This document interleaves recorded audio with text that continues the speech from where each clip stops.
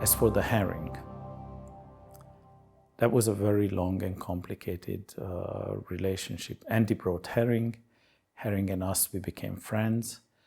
And when Keith got sick, he was diagnosed with AIDS, he decided to get a new apartment. His disease was progressing rather fast, and he asked me to help him decorate it because he wanted to spend his last remaining time in an environment that he would enjoy. Of course, I accepted his request, and we started to work very fast decorating his home. And in his living room, there was a very simple brick fireplace. So I suggested for him that we would plaster over it, and he could draw into the plaster, creating a Keith Haring fireplace.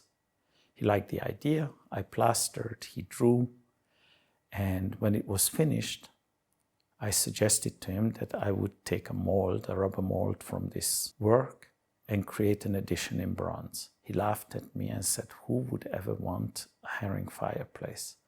Me, the decorator, told him, "Just leave it to me, let me do it." He said, "Okay, but we are partners, 50-50. I said, "It's a deal." And then we continued. The apartment was finished, and the fireplace gave me an idea. And I approached him. I said, "Listen, since we have the fireplace, why don't we make some doors and tables as well?"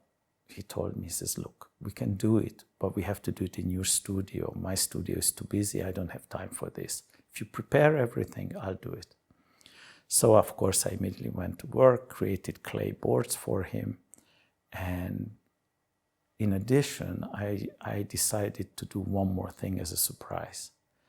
I had my favorite little artwork on my night table, a Russian icon, a little folding icon, and I had that enlarged, created the board, and put it in the next room to my studio. He arrived, turned on his radio, his ghetto blaster, started to carve into the soft clay.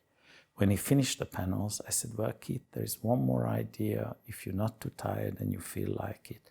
And I opened the sliding doors, and there it was on the floor. He looked at it, was thinking, and said nothing. I thought he was short of ideas.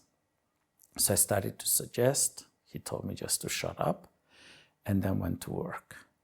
And he created that altarpiece in about 15 minutes. Attila decided to include this altarpiece in my exhibition. Of course, I had no objection to this, but I wanted to have my version of Keith Haring. So I took one of his prints that he gave one day to me as a present from the Ludo series. And again, I had it enlarged. And I like the idea, just like with Andy Warhol, of turning their prints into paintings, because usually paintings are being turned into prints in the process. So I turned Keith's small paper print of the female figure into a large painting, and that ended up being the main painting in the exhibition, the billboard in the city and on the trams. Ended up basically being my favorite artwork. Thank you.